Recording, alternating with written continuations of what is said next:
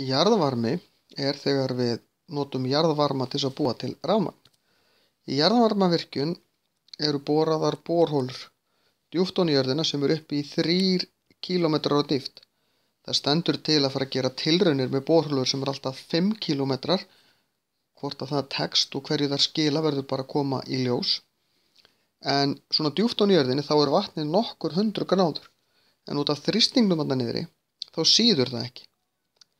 En ef að það er grafin borhola og vatnið leitt inn í virkjun, þá minnkar þrýstingurinn þar, þá er vatnið að sjóða og vatn sem að síður breytist í gufu.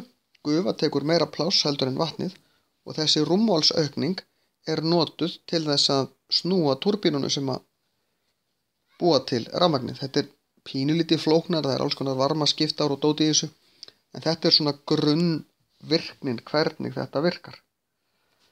Þannig að þetta er svolítið flókið fyrirbæri, en jarðvarmi er það sem kallað er endurnýjanlegur orkugjafi. Það er hægt að nýta hann aftur og aftur því að vatnið það sígur vatnið hérna niður aftur.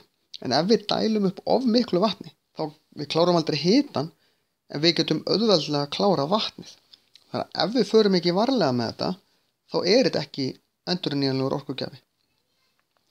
Jarðvarmi veldur ekki miklum umhverfisáhrifum, en það koma út fullt af lofttegundum sem að geta valdið gróðurhúsaáhrifum, en það er nú ekki í miklu magni.